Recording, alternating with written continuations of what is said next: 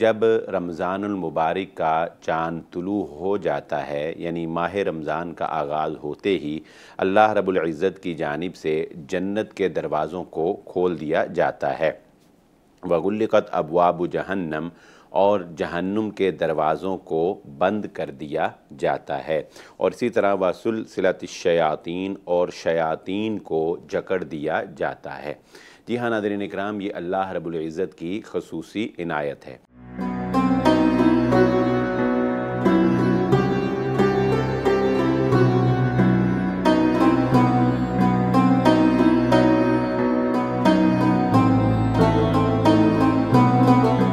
بسم اللہ الرحمن الرحیم، پروگرام ستارہ حرم کے ساتھ میں ہوں آپ کا میزبان بلال احمد۔ ناظرین اکرام، رمضان المبارک کی ان بابرکت ساعتوں میں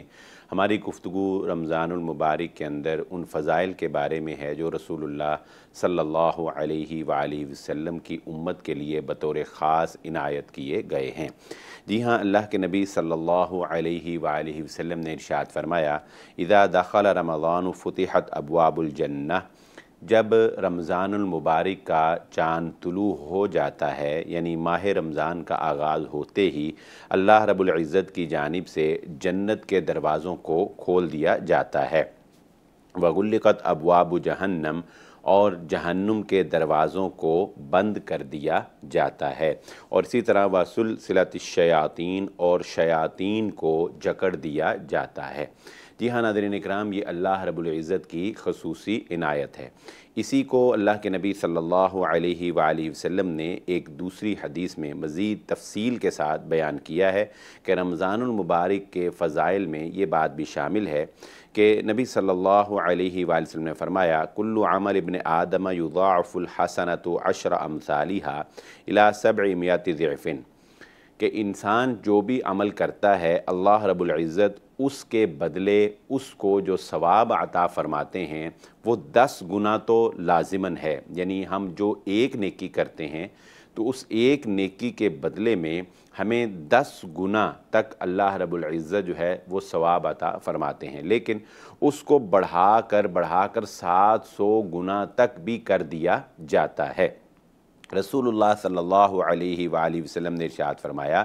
کہ الا الصوم، سوائے روزے کے، روزہ ایک ایسا عمل ہے کہ اس کے ثواب کو 10 گنا یا 700 گنا تک نہیں لے جایا جاتا، بلکہ اللہ رب العزت کیا فرماتے ہیں، فَإِنَّهُ لِي وَأَنَا أَجْزِي بِهِ، کہ روزہ میرے لیے ہے اور اس کی جزا بھی میں ہی دینے والا ہوں۔ کیوں؟ اس لیے کہ اللہ رب العزت فرماتے ہیں، یَدَعُ شَهْوَتَهُ وَطَعَامَهُ مِنْ أَجْلِي، میرے بندے نے اپنا کھانا پینا اور اپنی خواہشات کو میری خاطر روک ڈالا۔ اس حدیث کو مکمل سنتے ہیں۔ رسول اللہ صلی اللہ علیہ وآلہ وسلم نے فرمایا، لِلصَّائِمِ فَرْحَتَانِ فَرْحَةٌ عِنْدَ فِطْرِهِ، کہ روزے دار کو 2 خوشیاں اللہ رب العزت عطا فرماتے ہیں۔ ایک خوشی اس کو اس وقت ہوتی ہے جب وہ روزہ افطار کرتا ہے۔ جی ہاں، روزہ افطار کرتے وقت جب انسان کو پیاس اور بھوک ستا رہی ہوتی ہے، اور بالخصوص یہ موسم گرما کے جو روزے ہیں یہ انتہائی محنت طلب روزے ہوتے ہیں، اور بڑے ذوق اور شوق کے ساتھ جو ہے ان کو رکھنا پڑتا ہے اور ان کا اہتمام کرنا پڑتا ہے۔ تو افطار کے وقت جب پانی انسان کے حلق سے نیچے اترتا ہے تو ایک عجیب سی فرحت اور راحت جو ہے وہ اس کو محسوس ہوتی ہے۔ تو ایک تو وہ فرحت جو ہے اس کا ذکر رسول اللہ صلی اللہ علیہ وسلم نے فرمایا، وہ فرمایا وَفَرْحَةٌ عِنْدَ لِقَاءِ رَبِّهِ، اور دوسری خوشی جس خوشی کی کوئی انتہا نہیں ہوگی وہ روزے دار کو اس وقت ملے گی جب وہ قیامت کے روز اپنے اللہ سے ملاقات کرے گا۔ پھر آپ نے فرمایا لَخُلُوفُ فَمِهِ أَطْيَبُ عِنْدَ اللَّهِ مِنْ رِيحِ الْمِسْكِ، رسول اللہ صلی اللہ علیہ وآلہ نے فرمایا کہ روزہ رکھنے کی وجہ سے اس کے معدے سے جو ایک بو پیدا ہوتی ہے، جو کہ حلق سے منہ سے انسان کے بو آنی شروع ہو جاتی ہے، بظاہر تو وہ بو ہے، لیکن رسول اللہ صلی اللہ علیہ وآلہ نے فرمایا اللہ تعالیٰ کو اس کی اتنی قدر ہے، उस बू की जो भूख और प्यास बर्दाश्त करने की वजह से उसके मुंह से आ रही है, उस बू की अल्लाह रब्बुल इज़्ज़त को इतनी कदर है कि अल्लाह ताला के यहाँ वो कस्तूरी खुशबू से भी ज़्यादा काबिल कदर है। यानी जितनी के इंसान को एक खुशबू कस्तूरी जो बड़ी मशहूर, बड़ी महंगी, बड़ी दिलकश खुशबू है, जो इंसानों को बहुत ही माजूज़ है, तो समझाने के लिए बतौर मिसाल रसूलुल्लाह सल्लल्लाहु अलैहि वसल्लम ने इरशाद फरमाया कि अल्लाह रब्बुल इज़्ज़त को कस्तूरी खुशबू से भी ज़्यादा कदर है उसकी जो रोज़ेदार के मुँह से बू आती है। आइए नाज़रीन किराम, अब इन हदीस की थोड़ी सी वजाहत जो है वो हम सुनते हैं। और वजाहत यह है कि पहली हदीस जो हमने सुनी उसमें ये ज़िक्र था कि जन्नत के दरवाज़े खोल दिए जाते हैं और जहन्नुम के दरवाज़े बंद कर दिए जाते हैं। जी हाँ, ये मुमकिन है कि ये अमल जो है प्रैक्टिकली भी किया जाता हो, प्रैक्टिकली बाकायदा तौर पर जन्नत के दरवाज़े खोले जाते हों और जहन्नुम के दरवाज़े बंद कर दिए जाते हों। और मफ़हूमन भी ये बात नज़र आती है कि रमज़ानुल मुबारक के अंदर नेकी के असबाब, जन्नत में जाने के ज़राए, जन्नत में जाने के रास्ते जो हैं वो खुल जाते हैं और जहन्नुम के रास्ते वो कमज़ोर पड़ जाते हैं, वो बंद हो जाते हैं। बहुत से गुनाह जो हैं वो इंसान उनसे बाज आ जाता है, बहुत से गुनाहों के अड्डे जो बने हुए हैं उनको बंद कर दिया जाता है, ठिकाने बहुत से गुनाहों के बंद हो जाते हैं। और फिर जो दूसरी बात इरशाद फरमाई कि शयातीन को जकड़ दिया जाता है, ये बात ज़रा समझने वाली है। शयातीन को जकड़ दिया जाता है तो एक सवाल दिल के अंदर ये पैदा होता है कि रमज़ानुल मुबारक के अंदर गुनाह तो होते ही हैं, तो फिर जब शैतान जकड़ा हुआ है तो फिर ये गुनाह कैसे होते हैं? इसका एक सादा सा जवाब तो ये है कि ये इंसान के अंदर भी एक नफ्स है जो उसको उभारता है गुनाहों के ऊपर। और ये शयातीन जो हैं ये सिर्फ़ जिन्नात में से नहीं हैं बल्कि जिन्नों और इंसानों में से भी शयातीन हैं। तो वो इंसानों वाले शयातीन अपना काम जारी रखते हैं और इंसान के अंदर जो एक नफ्स है जो उसको बुराई की तरफ उभारता है, ये ख्वाहिशात, ये लज्जात, ये तमा, ये लालच, ये जो उसके अंदर पैदा हो रही हैं, ये चीज़ें जो हैं वो उससे गुनाह करवाती हैं। और दूसरी बात ये समझने की है कि शयातीन अगरचे जकड़े जाते हैं लेकिन इसमें वो बड़ा शैतान जिसका नाम इब्लीस है उसको जकड़ा नहीं जाता। उसके दलाइल मैं इख्तिसार से ज़िक्र कर दूँ। सबसे पहले तो ये कि हम सब जानते हैं कि जैसा कि अल्लाह रब्बुल इज़्ज़त ने कुरान मजीद में भी इरशाद फरमाया, क़ाल रब्बी फ़अन्ज़िरनी इला यौमि युबअसून, कि शैतान ने जिस वक़्त वो मुकालमा हुआ पूरा लंबा हज़रत आदम अलैहिस्सलातु वस्सलाम को सजदा करने से इनकार किया, तो उसने कहा कि अल्लाह मुझे मोहलत दे, फ़अन्ज़िरनी इला यौमि, क़यामत तक के लिए मुझे मोहलत चाहिए, मुझे आज़ादी चाहिए, मुझे मौत नहीं आनी चाहिए कि मैं शैतान को वरगला सकूँ। तो अल्लाह रब्बुल इज़्ज़त ने क़ाल फ़इन्नका मिनल मुनज़रीन, अल्लाह रब्बुल इज़्ज़त ने फरमाया कि ठीक है, तू मोहलत दिए जाने वालों में से है, यानी हम तुझे मोहलत देते हैं। तो अब शैतान जो है उसको क़यामत तक मोहलत दी गई है, आज़ादी दी गई। एक बात इस पर दूसरी दलील ये भी है कि ग़ज़वाए बदर जो है ये रमज़ानुल मुबारक के अंदर हुई है और ये बात रवायात में मौजूद है कि ग़ज़वाए बदर में भेस बदल कर शैतान इब्लीस जो है उसने शिरकत की थी। एक कबीले के सरदार की शक्ल में वो शरीक हुआ, जब उसने फ़रिश्तों को देखा तो वहाँ से फ़रार हो गया। और एक और बड़ी मजबूत दलील जो इस बात पर दलालत करती है कि इस रमज़ानुल मुबारक के अंदर जकड़े जाने वाले शयातीन में से इब्लीस को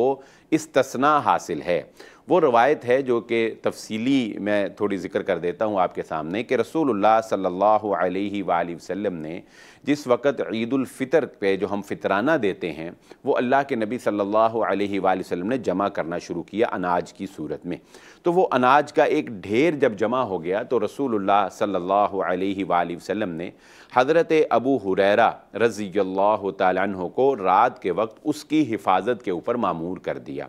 हज़रत अबू हुरैरा रज़ियल्लाहु तआला अन्हु ने देखा, महसूस किया कि रात के वक्त उस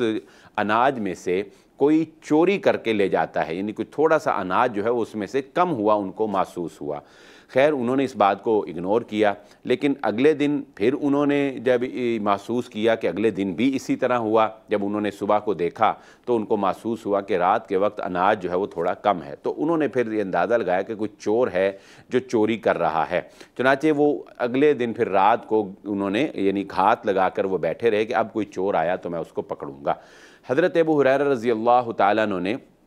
जब देखा कि एक चोर जो है वो अनाज चोरी करने के लिए आया है तो उन्होंने جلدی سے اس کا ہاتھ جو ہے وہ پکڑ لیا۔ اس چور نے حضرت ابو ہریرہ رضی اللہ تعالیٰ عنہ کو یہ کہا کہ اگر تم مجھے اس وقت چھوڑ دو اور مجھے جانے دو تو میں تمہیں ایک ایسی بات بتا دوں گا کہ اگر تم وہ کام کر لو تو اس کام کے کرنے کے بعد کبھی بھی تمہارا مال جو ہے وہ چوری نہیں ہو سکے گا، کبھی بھی کوئی چور جو ہے وہ اس کو نقصان نہیں پہنچا سکے گا۔ حضرت ابو ہریرہ رضی اللہ تعالیٰ عنہ نے اسے کہا کہ ٹھیک ہے تم بتاؤ، تو اس نے بتایا کہ تم اگر اپنے مال پر آیت الکرسی پڑھ لو، اگر تم آیت الکرسی پڑھ لو اور آیت الکرسی پڑھ کر اللہ کی حفاظت میں اپنے مال کو دے دو تو تمہارا مال چوری نہیں ہوگا۔ چنانچہ حضرت ابو ہریرہ رضی اللہ تعالیٰ عنہ نے اس کو چھوڑ دیا۔ اس کے بعد جب صبح ہوئی تو حضرت ابو ہریرہ رضی اللہ تعالیٰ عنہ نے یہ پوری رودات جو ہے یہ محمد الرسول اللہ صلی اللہ علیہ وآلہ وسلم کے سامنے بیان فرمائی کہ اللہ کے نبی صلی اللہ علیہ وآلہ وسلم رات میرے ساتھ ایسے ایسے ہوتا رہا اور بالآخر میں نے اس کو پکڑا چور کو اور اس نے مجھے یہ بات بتائی۔ اللہ کے نبی صلی اللہ علیہ وآلہ وسلم نے پھر حضرت ابو ہریرہ رضی اللہ تعالیٰ عنہ کو یہ بات ارشاد فرمائی کہ وہ ابلیس تھا تو وہ جھوٹا ہی، لیکن بات جو تمہیں بتا کر گیا ہے وہ سچی بتا کر گیا ہے۔ چنانچہ اس حدیث سے ہمیں یہ بھی پتہ چل گیا کہ انسان جب کسی چیز پر آیت الکرسی پڑھ دیتا ہے، جو اللہ لا الہ الا هو الحی القیوم، جو سورۃ البقرہ کی ایک آیت بھی ہے، تو وہ اگر پڑھ دیتا ہے تو وہ مال جو ہے وہ اللہ کی حفاظت میں آ جاتا ہے۔ اور اس سے محل شاہد ہمارا یہ ہے کہ وہ جو واقعہ ہے یہ رمضان المبارک کا واقعہ ہے۔ عید الفطر سے جو عید الفطر کا فطرانہ تھا وہ جمع ہو رہا تھا، تو یہ واقعہ رمضان میں پیش آیا، اور ابلیس اگر جکڑا ہوا ہوتا تو وہ وہاں پر کیسے آتا؟ تو اس سے یہ پتہ چلا کہ ابلیس کو وہ استثناء حاصل ہے جو اللہ رب العزت نے آدم علیہ السلام کی تخلیق کے موقع کے اوپر اس کو مہلت دی تھی۔ تو شیطان کے جکڑے جانے سے مراد اس کے چیلے چانٹے جو پوری دنیا کے اندر چھوٹے چھوٹے کاموں کے اوپر معمور ہیں وہ جکڑے جاتے ہیں، لیکن بڑا شیطان جو ہے وہ زندہ یعنی وہ جکڑا نہیں جاتا، وہ آزاد رہتا ہے۔ اور اس کے ساتھ ساتھ جو ہمارے ساتھ ایک شیطان ہے، جیسا کہ رسول اللہ صلی اللہ علیہ وسلم نے فرمایا کہ جب انسان پیدا ہوتا ہے تو اس کے ساتھ ابلیس کی جانب سے ایک شیطان معمور کر دیا جاتا ہے جو ہر وقت اس کو برائی کی تلقین کرتا ہے۔ وہ شیطان جو ہے وہ بھی نہیں جکڑا جاتا۔ اس کی دلیل کے طور پر بھی وہ حدیث میں آپ کی گوش گزار کر دوں کہ رسول اللہ صلی اللہ علیہ وآلہ وسلم رمضان المبارک کے اندر اپنی زوجہ محترمہ کو، جو اعتکاف پر آپ بیٹھے تو آپ کو ملنے کے لیے آئیں، تو رات کے وقت رسول اللہ صلی اللہ علیہ وآلہ وسلم جب ان کو گھر چھوڑنے کے لیے جا رہے تھے تو دو صحابہ وہاں سے گزرے، تو نبی صلی اللہ علیہ وسلم نے اونچی آواز سے کہا کہ یہ میرے ساتھ میری بیوی ہے، یعنی شک دور کرنے کے لیے۔